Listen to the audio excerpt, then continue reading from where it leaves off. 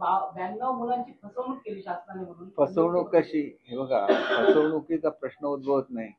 नियुक्तीपत्र जर खोटं असेल तर मग फसवणुकीचा प्रश्न येतो.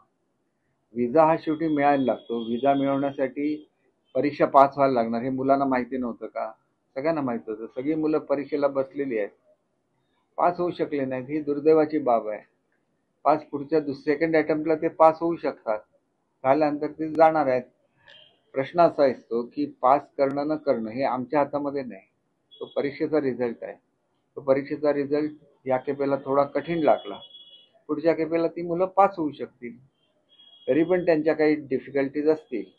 त्यांनी मला म्हटले की तुम्ही वेळ द्या. मी 100% त्यांना वेळ देईल. अतिवृष्टी आणि पुरामुळे शेतकऱ्याचे प्रचंड नुकसान होते. अशातच केंद्राकडून पंजाबला तात्काळ मदत जाहीर केलेली आहे, मात्र महाराष्ट्राकडे दुर्लक्ष केल्याचा आरोप विरोधक करतात. हे बघा, ज्यावेळेला त्यांचं पथक येतं आणि ते पथक आल्यानंतर मदत जाहीर होते, त्याप्रमाणे केंद्राचं पथक आल्यानंतर महाराष्ट्राची मदत सुद्धा जाहीर होणार. अगोदरच बोलण्यामध्ये काय अर्थ आहे? सगळ्या राज्यांची मदत आपल्याच राज्यामध्ये फक्त चालू आहे असं नाही. दिल्लीमध्ये सुद्धा पूर आलेले आहेत, राजस्थानमध्ये पूर आलेले आहे. त्याच्यामुळे क्रमाक्रमाने प्रत्येक राज्याला केंद्राची मदत मिळणार, तशी ती महाराष्ट्राला सुद्धा मिळणार. त्याच्यामध्ये कोणी आपल्या मनामध्ये संशय बाळगण्याचं कारण नाही, कारण आमच्याकडे अजून अतिवृष्टी चालू आहे. त्याच्यामुळे नेमका किती नुकसान झालं याचा अंदाज आताच्या स्टेजला येऊ शकत नाही. तो ज्यावेळेला पंचनामे होतील, मग ते ड्रोनद्वारे असेल किंवा कसे असतील, ते झाल्यानंतर याचा एक्झॅक्ट आकडा कळणार आहे. त्याच्यानंतर केंद्र सुद्धा आमच्या राज्याला मदत करेल. मराठवाड्याचा दौरा जो मुख्यमंत्री उपमुख्यमंत्र्यांनी केला तो भास होता, ढोंगीपणा होता, असं संजय राऊत म्हणतात. संजय राऊत काही बोलतात, आता दिवसभर बोलायला त्यांना काहीतरी विषय पाहिजेत ना. विषय नाही म्हणून काही आरोप करत बसायचे. याच्या पलीकडे संजय राऊतांचं महाराष्ट्राच्या दृष्टीने काय महत्व आहे? एखादा विषय त्यांनी आणला, त्याच्यामुळे महाराष्ट्राचा फायदा झाला असं मला तुम्ही एक विषय दाखवा. टीका करायची, टीकेमधून काही होत नाही. काम करायचं असेल तर काही पॉझिटिव्ह सूचना करायला लागतात, आणि त्या त्यांनी पॉझिटिव्ह सूचना केल्या तर आम्ही त्याचं स्वागत करू. आम्ही कुठलाही मनुष्य आपल्या विरोधात आहे म्हणून आम्ही त्याच्याकडे बघत नाही. तर केलेली टीका सुद्धा सकारात्मक दृष्ट्या घेऊन अधिकचं काम करत आमचं सरकार काम करत असतं. त्यामुळे रोज उठल्यानंतर काय विषय असू शकतो, त्याच्यामुळे असे काहीतरी विषय काढले जातात. तर ह्या विषयांमध्ये मला स्वतःला वाटत नाही की आज संपूर्ण राज्यातली यंत्रणा ही पुराला तोंड देते. अशा वेळेला त्यांचं मनोबल वाढवणं हे अधिक चांगलं आणि श्रेयस्कर आहे असं मला स्वतःला वाटतं. मंत्री आणि आमदार नालायक असतील तर त्यांच्या सर्व गोष्टी बाहेर काढल्या पाहिजेत, असं विधान जे आहे ते वनमंत्री आणि पालघरचे पालकमंत्री गणेश नाईक यांनी आज केलं. बघा, आता प्रत्येक जण काय विधान करतात याच्यावर मी स्वतः उत्तर देणं हे काय योग्य आहे असं मला स्वतःला वाटत नाही. त्यांनी कुठल्या कॉन्टेक्स्ट मध्ये बोलले, कोणाला उद्देशून बोलले, मला काहीच माहिती नाहीये.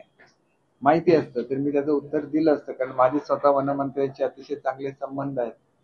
तुमची जर इच्छा असेल तर मी गेल्यानंतर विचारेन.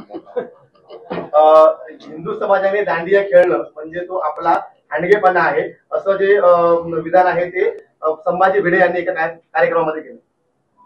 नाही बघा, प्रत्येक जण काय बोललो याच्यावर मी उत्तर देणं योग्य असतं. संभाजी भिडे हे एक ज्येष्ठ व्यक्तिमत्व आहे, तर ते काय बोलले आणि कुठल्या संदर्भात बोलले हे मला सांगता येणार नाही, आणि त्याच्यावर याच्यावर काही बोलणं हे मी योग्य समजत.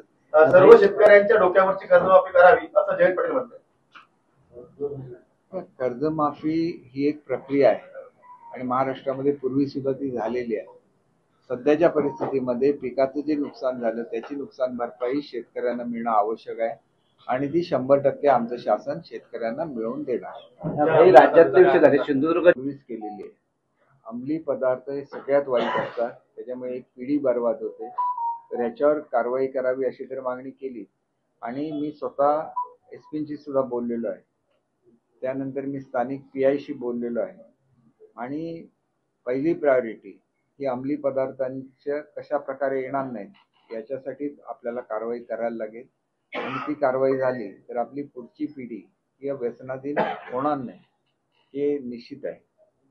शिंदेच्या शिवसेनेकडून धाराशिवमध्ये शेतकऱ्यांना मदत करण्यात आली, किट जे वाटप होणार त्याच्यावर जाहिरात करण्यात आली होती, त्यामुळे शेतकऱ्यांनी नाराज होऊन ती मदत नाकारली. यावर आपली होती. हे बघा, मी तुम्हाला एकच गोष्ट सांगतो, प्रत्येक ठिकाणी नाकारलं जात नाही.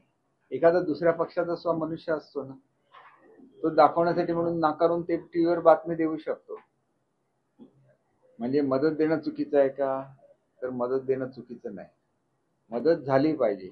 त्याच्यामध्ये सुद्धा मदत मिळूनही त्याच्यावर राजकारण करणारे लोक असतात, कारण त्यांना ते राजकारण करण्यामध्ये सुख मिळत असतं मदत मिळण्यापेक्षा. तर त्यांना आपण उदाहरण म्हणून त्यांच्याकडे बघता कामा नये. मदत आपण सातत्याने करत राहिली पाहिजे आणि मदतीचा फायदा हा जे लोक दुःखी झालेले आहेत त्यांना झाला पाहिजे.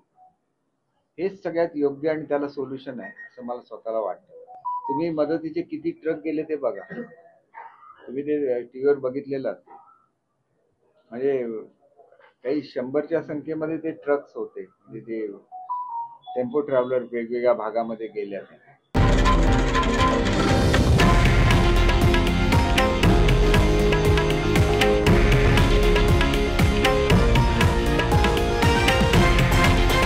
हे आहे देशातील नंबर 1 न्यूज नेटवर्क आणि आपण पाहत आहात TV9 मराठी, एकमेव.